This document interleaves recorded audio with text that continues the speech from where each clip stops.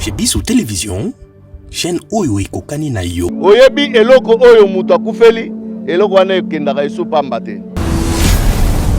Ndeko Moïse Katumbi azokanela batu nanu akomi président de la République te. Azana nous simple citoyen abandi koboma batu parce que baza d'accord na yete. Mais boni lobi soki akomi président de la République. Est-ce que akondima batu baloba ta munoko ata bafongola ba critiquer ye? Soki mutu alobi ke ozali congolais te, soki oza vrai congolais, est-ce que faut boma e? Oko boma e te? Bango mutu babomi Kadiombo. Bango balobaki ne bandeli bazaka kaka bakoboma. Ndeko Daniel Safa alobaki soki biloko wana tokoboma. Zakindala lobi tokoboma. Musala na bango yango wana. Menga nazo mituna. Soki bazali vraiment besoin que Congo ekende liboso. Soki bazali vraiment que basalela ba Congolais. Batika liberté d'expression. Mais soki azui mboka. Tokosuka wapi? Tosi tobimisi mboka o na libulu ya Joseph Kabila. Est-ce que tozonga lisusu na libulu ya Moïse Katumbi? Tolobi boye. Jakinda Lazali Toro. Jakinda Lazali Toro. Ba ministre ba apimela ba combattant misala toyebi bango. Ba conseiller oyo pe bazo bloquer misala ya ba combattant toyebi bango. Parti à lobby ata eloko moko te sur proposition ya loi ya ndeko Tiani. Alors bandeko wana bakoti biso na polémique, ne biso ba jeune, ne biso bilenge, oya solo oyo tobundisa Janine Mabunda, oyo tobundisa loi ya Sakata Minaku, oyo tobundisa ndeko Rosar Malonda. Nde totelemaki tolobi boye, tokei sikoyo lokola bango balobi ke soki ba soutenir loi wana, lokola IDPS ko soutenir loi wana likolo ekokita. Nde omoni totelemi tolobi non. Cabinet de santé nationale puissante chez Dr Cathy Munga. Comment ngai sœur Cathy Munga, nazali naturothérapeute, nazali kosunga bandeko bazali na bokono ndenge na ndenge au moyen de plantes naturelles. Bandeko baza na ba problème ya ba hémorroïdes interne tout comme externe, infection urinaire, prostate, azoospermie, obota ezalité, rhumatisme, nerf sciatique, gouttes, règles douloureuses, glaucome, vision floue, motopathie intense, sinusite. Awa nazana kati ya laboratoire. Awa nde bisika na séchaka ba plante, banzete, ba makasa ya ndenge na ndenge, depo na nga yango yo esika na salaka ba formule na ba solution na nga. Merci na équipe mobimba ya maison chez Cathy, en particulier Joyce Bolaba. Tozali bongo na commune ya Ngaliema, quartier Kinsuka Pêcheur, avenue Maïndombe, numéro 99. Référence carrière Kari Grèce. Le biko na bino et sengo na biso. Mitolité misunga oyo ya Grace Mandela, la pétrolière. Boye bake eye na idéologie ya sika. Donc soki papa to mama avali kopela awa na kati bakini komitungisa te ya kotinaka mbongo na kini kaka soki obengi na numéro oyo oza mobimba ndeko yo na kini akozwa soin de santé gratuitement. Na clinique misunga batieli bino wifi ya opele surtout ke bazali na internet au début. Donc soki ndeko na yo avali kopela olingi oyeba état de santé na ye okoki kobenga ye sale kukuma ozwa ata interférence na nzela. Mama boni santé. Nakomi bien. Soki ndeko na yo azwi occasion ya kozwa basoi na mitolité misunga yebake kuna na ntongo oza mobimba na petit déjeuner mpe na pokwa yebake badive ezali mpe na pointe po okolia okondima teke ozali na hôpital. Bazali na basale ya opération sans oublier test oculaire. Donc oza mobimba ke na mitole misunga ekosalaki misu na yo ezonga lokola na commencement. Na clinique misunga bazali mpe na dentiste minu ekozonga tumu pia. Na misunga batretaka mpe cataracte yebake okomona pepele ya mbetolo lokola kaka éclairage public ya New York. Na misunga ta santé c'est gagné. Alors, la clinique misunga oyo ya Grace Mandela, la pétrolière. Est-ce que ezali ezate. Bozali ebele bokota l'émission de partout na pesi bino mbote. Mbote bala nyonso ya Chebiso TV. Oui malamu na émission na bino réponse à nos questions. Yande ko na bino. Na pesi moyini nanga mbote, moyini mbote, moyini bonjour, moyini nanga bonsoir. Kebisi bango. Toyebisi secrétaire général. Lokola abomi moto wana. Ayebisa pe bango ezali mbala ya liboso pe ya suka. Histoire ya koyeba bandaku ya batu ezali ya biso. Biso nde toyebi histoire wana ya koyeba bandaku ya batu. Biso nde toyebi ko visiter bandaku ya batu. Soki balingi toyekola ou bien balingi koyekola basenga biso permission. Baza na droit ya ko intimider biso. Parce que biso tobangaka bango te. Na mokolo ya lelo tozelaki bango. Balobaki bakoya bakouta changu bakende ti palais du peuple. Yango tovandaki tozozela bango. Mais lokola bazali ba pere. Bazali ba yuma. Bazali ba nyama. Ba swapat ba toro. Vous comprenez? Tolobi boye. Jakinda lazali toro. Jakinda lazali toro. Aluka makambu na bato alukaka. Mais aluka makambu na biso te. Aluka makambu na IDPS te. IDPS tozali molimo ndenge tozoloba. Ezali na mutu moko te oyo akoki kobunda bitumba na molimo. Nanu namona mutu normal boye abunda na esprit et puis a gagné esprit. Ezalaka te. Alors tosiliki toza na kanda makasi. Mais totie na se po secrétaire général alobi totia na se. Membala ya liboso pe ya suka. Bameka ko répéter yango lisusu te. Ndenge tolobi na bango. Soki président sali mabe baza na droit ya critique. Bazali na droit ya kopesa point de vue na bango. Mais baza na droit ya kofinga mutu te. Po biso tofingaka mutu te. Tozalaka na droit ya kopesa point de vue. Soki mutu asali malamu tolobi asali malamu. Soki asali mabe tolobi asali mabe. Voilà pourquoi bomoni to remettre memo na biso et pas secrétaire général. Memo na biso wana etikali na maboko na ye. Soki basakani na biso tokoya awa to retirer memo na biso pas secrétaire général et puis tokoya sa nini toke kokotisa yango. Memo na biso ezali pas secrétaire général abombeli biso. Mukolo yo bango bakosakana na biso. Mukolo yo bakomeka biso. Biso tokoya to récupérer memo na biso toke sa nini toke kokotisa yango. Ndenge tolobi na secrétaire général clair. Base et respecter yo pour lobi totika. Mukolo pe biso pe tokoya kosenga yango memo wana asa nini apesa biso. Voilà pourquoi tozonga na bandaku na biso na kimia mutu na mutu avana secrétaire général yemoko alobi nini tozala vigilant. Bolongo la kanda te. Tolo na kanda na biso na mitema. Oya komeka biso, biso foto la kisaye. Komba oyo bakabeli biso pouvoir te. Pouvoir oyo eza na makila. Bandeko na biso bakufi. Bandeko na biso bazala sa mabele pour na pouvoir oyo. Baninga misusu basali bakasho pour na pouvoir oyo. Ba misusu basali ba prison. Ba misusu tilelo bazaka na kata ba prison. Na kombo ya IDPS na bitumbo babundeli IDPS malgré régime na biso. Tozala mobiliser. Pona bandeko nyonso tu bazoloba pona makambo misala. Pe libanda pe na kati. Na libanda to attaquer na kati pe to attaquer. Ça veut dire que ba ministre ba apimela ba combattant misala toyebi bango.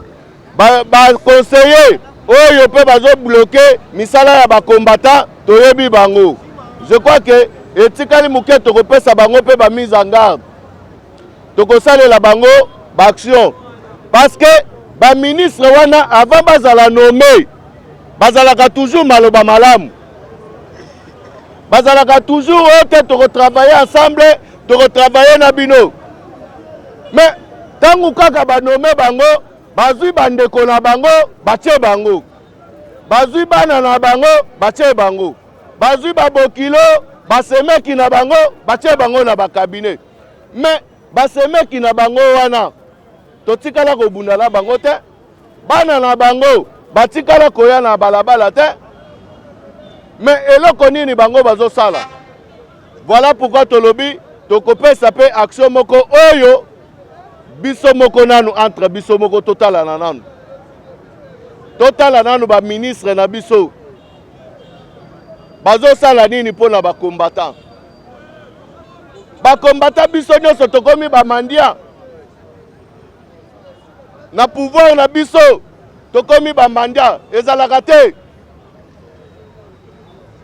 il faut baministre bayeba kosala eloko moko mpona bakombatant na biso tokoleve option ya kokende kosengaka bango lisusu bambongo na bango te po bazokabela biso bambongo na bango bakanisi biso tokomi baumbu na bango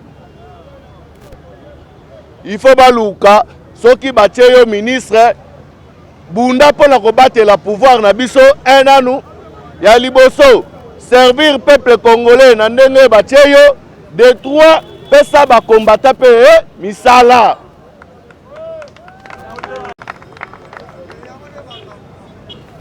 biso bakombata toza na droit ya kolandaka baministre te na nsima mpona kolukaka misala bango nde normalement bazalaki na droit akomi ministre aluki atali moyen nini akoki kopesa bakombata misala epuis abengi bakombata mais oyo bakombata na baministre ekomi lokola puku na niau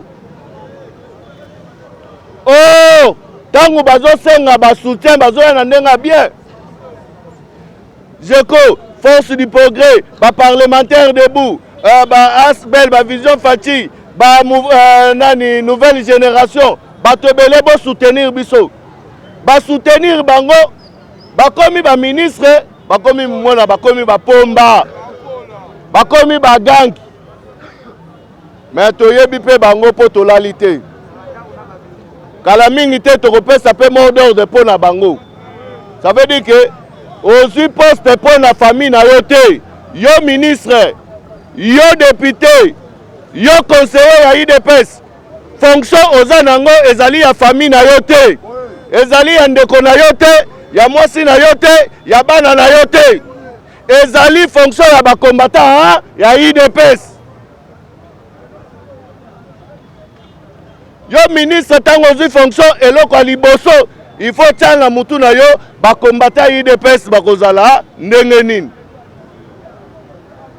mais bakombata UDPS bakomi lokola biloko pamba na baministère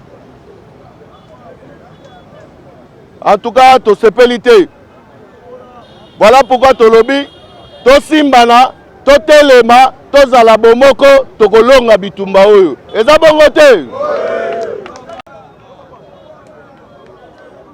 je crois tozobongisa makambo oyo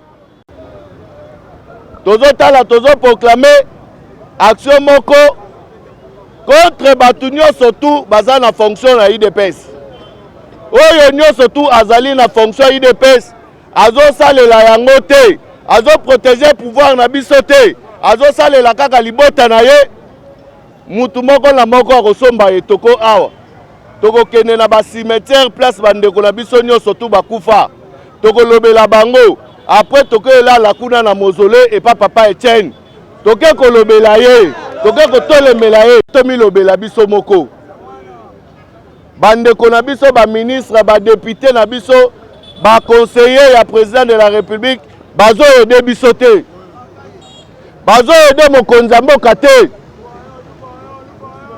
mana tozala bomoko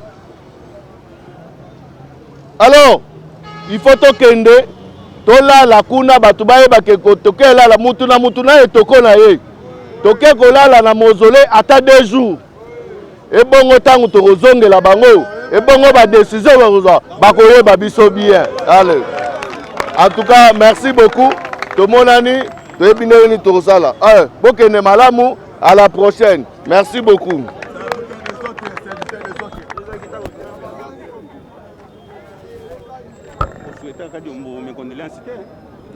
Déjà. Ah. Ils ont attiré le bilan malobana. Ah, ok. Présent, ndenge ka tolobi ndenge CG po en général oyo bango bakoki koyeba ezali ke IDPS azobanga Moïse Katumbi te. Voilà pourquoi tolobi boye moyen tokota na polémique wana ezate tosengi ba sur soir eloko wana tokende na élection tobeta Moïse à comprendre que aza eloko te na miso na biso parce que bango bazokanisa ke biso tozodi embela na sima ya loi wana ndenge tolobaki soki to se mobiliser ezali par rapport ya kanda o toza nango bazokotisa biso na makambo biso toyebi te makambu oyo mokonza mboka ayebi te makambu oyo mokonza mboka alobi te et puis parti atiki kopesa position na yete parti alobi ata eloko moko te sur proposition ya loi ya ndeko Tiani. Alors bandeko wana bakoti biso na polémique nde biso ba jeune nde biso bilenge oyo solo oyo tobundisa Janine Mabunda oyo tobundisa loi ya Sakata Minaku oyo tobundisa ndeko Rosar Malonda nde totelemaki tolobi boye tokei sikoyo lokola bango balobi ke soki ba soutenir loi wana lokola IDPS ko soutenir loi wana likolo ekokita nde omoni totelemi tolobi non likolo ekita tomona nanu bango pe bamona biso nde omoni tobimaki nde na sagesse ya secrétaire général na biso bwania na ye nde alobi te tozopesa bango nde makasi pour rien alors que baza makasi te batika bango tokende na bango élection balingi komisala on dirait baza populaire on dirait bazali makasi totika bango bazala bakende élection totala nde tolobi ok ezali sagesse ya mukolo ndo moni tolandi yango topesi ye memo na biso topesi memo wana non pas akata yango me abombi yango soki kaka bandeko wana bameki biso lisusu tokozwa memo na biso toke kokotisa pona kolakisa ke tozobanga bango te mais tolingi kimia. Voilà pourquoi topesi message fort ezali ke bakende élection Moïse azala candidat et bongo totala ye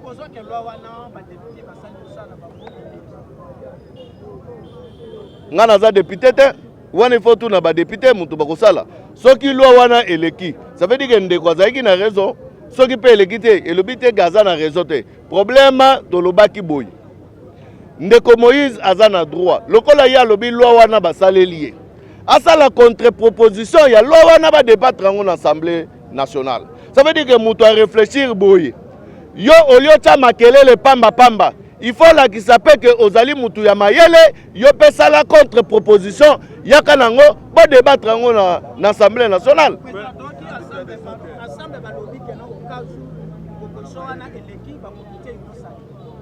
Union sacrée banda to créer yango na conférence nationale souveraine batu bakendaka kaka yo so yoka IDPS ekufa IDPS ezo continuer banda babandi ko bimango na conférence nationale souveraine eza lelo te soki bakei ndenge bayelaki ndenge bakokende biso IDPS tokotikala kaka IDPS maloba mukuse mwana mbuka kadi mba kufi batu bakoloba na ba réseaux sociaux ete soka kufi ezaka te na tina likambo oyo atelemelaki na likambo pe ya loi ya congolité te eza loi Tiani pour la congolité na loi Tiani eza biloko mbalekeseni arikadraki na likambo wana le loi we en tant qu'africain yo koloba ni na liwa na ye non pe a sona momo na lokoli chapeau na ngai na gumbi mutu pona komba na ye mais tolobi yango komba na ye ekokende pamba te komba na ye et puis tokokende nango tina suka poto remporter victoire oyebi eloko oyo mutu akufeli eloko wana ekendaka esu pamba te parce que mutu akufi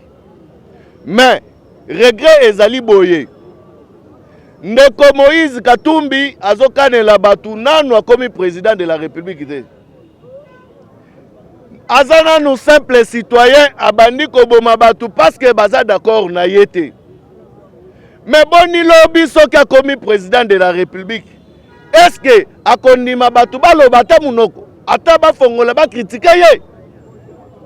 Soki mutu alobi ke ozali congolais te, soki oza vrai congolais, est-ce que faut boma ye? Oko boma ye te? Bango mutu babomi Kadiombo. Bango balobaki ne bandeli baza kaka bakoboma. Ndeko Daniel Safa alobaki soki biloko wana tokoboma. Jacques Ndala lobi tokoboma. Musala na bango yango wana. Menga nazo mituna. Soki bazali vraiment besoin que Congo ekende liboso. Soki bazali vraiment que basalela ba congolais. Batika liberté d'expression. Baboma batute. Mais soki bakoboma batu po ba critiquer Moïse Katumbi. Mais soki azui mboka. Tokosuka wapi? Tosi tobimisi mboka o na libulu ya Joseph Kabila. Est-ce que tozonga lisusu na libulu ya Moïse Katumbi? Merci.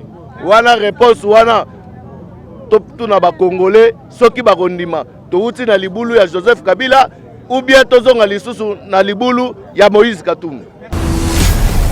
Cabinet de santé nationale puissante chez Dr Cathy Munga. Kombo na ngai sœur Cathy Munga, nazali naturothérapeute, nazali kosunga bandeko bazali na bokono ndenge na ndenge au moyen de plantes naturelles. Bandeko baza na ba problème ya ba hémorroïdes interne tout comme externe, infection urinaire, prostate, azoospermie, obota ezali te, rhumatisme, nerf sciatique, gouttes, règles douloureuses, glaucome, vision floue, moutupasi intense, sinusite. Awa nazana kati ya laboratoire. Awa nde bisika na sechaka ba plante, banzete, ba makasa ya ndenge na ndenge, depo na nga yango yo esika na salaka ba formule na ba solution na nga. Merci na équipe mobimba ya maison chez Cathy, en particulier Joyce Bolala. Tozali bongo na commune ya Ngaliema, quartier Kinsuka Pêcheur, avenue Maïndombe, numéro 99. Référence carrière Kari Grèce. Le biko na bino et sengo na biso. Mitolité misunga oyo ya Grace Mandela, la pétrolière. Boye bake, eye na idéologie ya sika donc.